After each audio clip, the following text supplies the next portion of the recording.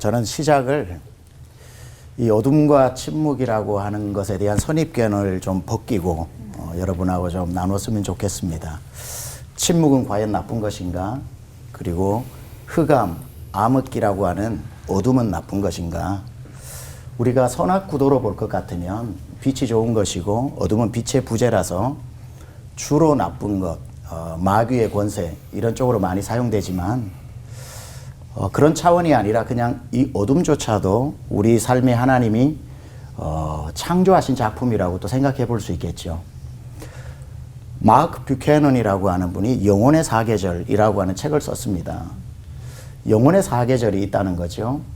우리에게 봄도 있고 뜨거운 여름도 있고 성숙한 가을도 있고, 그러나 겨울에는 그 뿌리가 깊어지고 또 준비하는 기간으로 겨울이 있고, 그러나 아무도 우리 중에 사계절이 겨울로 끝이 났다고 끝이라고 생각하는 사람은 없습니다.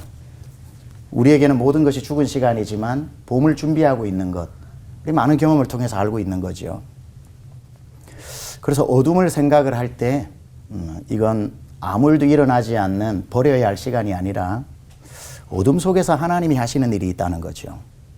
제가 어릴 적 주일학교 다닐 때에 배웠던 찬양 중에 이런 게 있습니다. 하나님은 언제나 일하십니다. 우리들이 편히 자는 어둠 밤에도. 우리는 하나님이 우리 인생에 낮에만 일하신다고 생각을 하는데 우리가 자는 동안 하나님은 밤에 더 많이 일하시더라고요.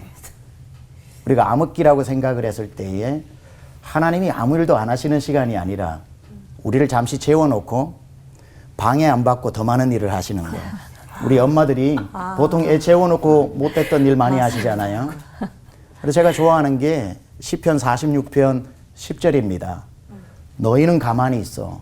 내가 너의 하나님됨을 알지어다. 좀 가만 좀 있어봐. 내가 해야 될 일이 있어. 그리고 언젠가는 무슨 일을 했는지 알게 될 거야. 우리에게는 400년이라고 하는 너무나도 긴 시간이지만 우리 아까 김윤희 박사님 말씀하신 것처럼 하나님은 너무나도 많은 일을 그 시간에 하신 거죠.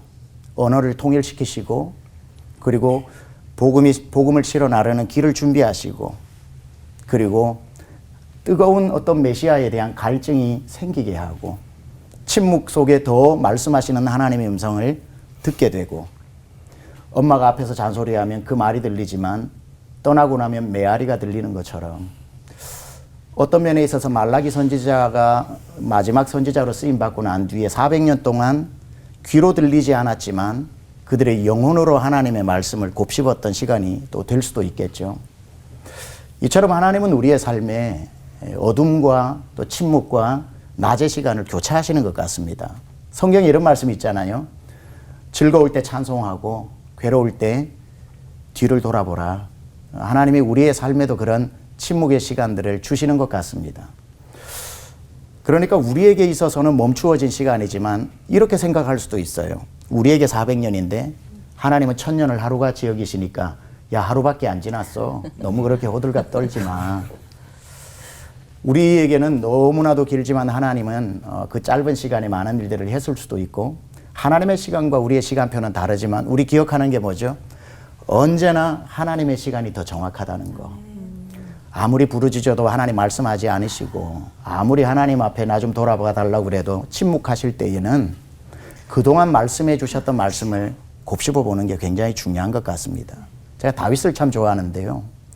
우리는 다윗이 골리앗을 이기고 바로 30세에 이스라엘의 왕이 된 것으로 생각을 하는데 대략 한 17세 정도에서부터 왕이 되는 30세까지 공백이 13년에서 14년이에요.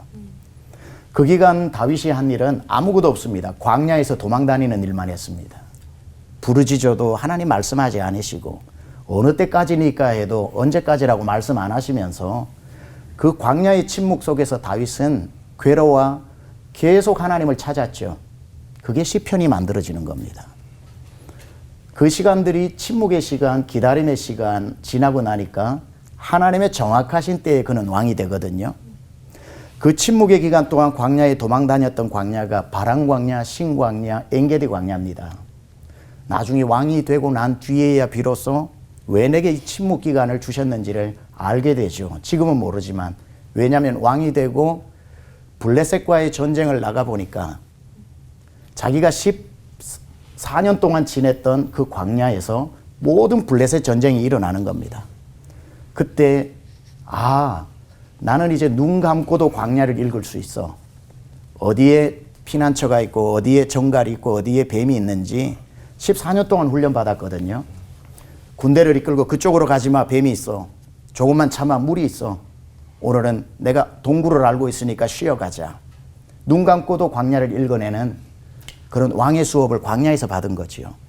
우리가 신구약 중간기 400년은 메시아를 대망하도록 로마의 압제에서 우리를 자유케 하시는 메시아, 민수기 21장에 그 노뱀을 장대에 달았던 것처럼 메시아가 죽을 때에 십자가형이 사형 온도를 내리는 형틀이 되는 날, 모든 것들을 정확히 맞추셔서 구약에 예언된 대로 예수님이 오셨고 예언된 대로 성취하신 것, 하나님은 빈틈없이 모든 것을 준비하시고 이루셨던 그 400년의 시간, 오늘도 여러분의 삶에 절대로 어둠이 버리는 시간이 아닙니다.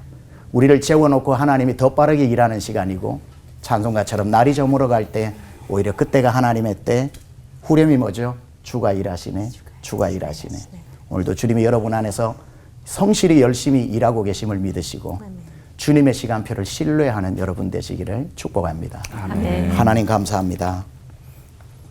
우리는 주님을 신뢰하고 믿습니다. 우리의 모든 시간도 주님의 시간에 의탁합니다. 주여. 어두워 보이지 않아도 어둠 속을 걷는 법을 배우게 하시고 어둠 속에 일하시는 주님을 신뢰하여 모두 그 어둠을 지나 또 찬란한 봄을 맞이할 수 있도록 은혜 베풀어 주옵소서. 아멘. 예수님의 귀하신 이름으로 기도드렸사옵나이다. 아멘. 아멘.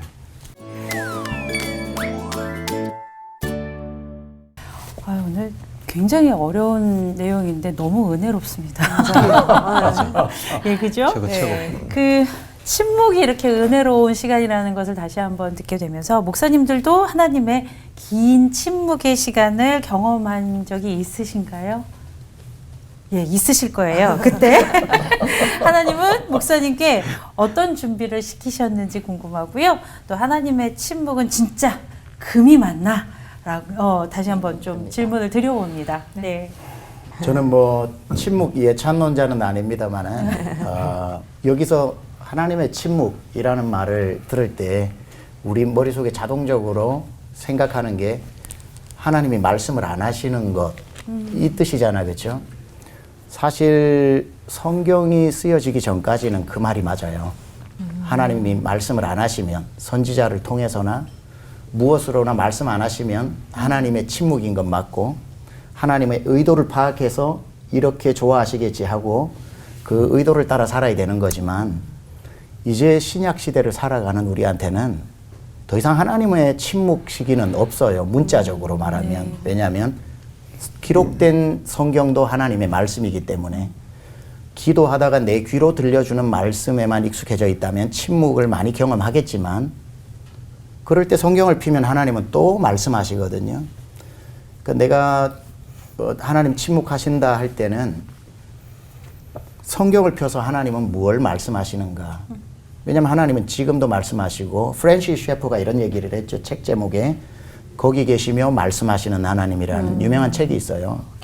하나님은 한 번도 말씀을 멈추신 적이 없죠.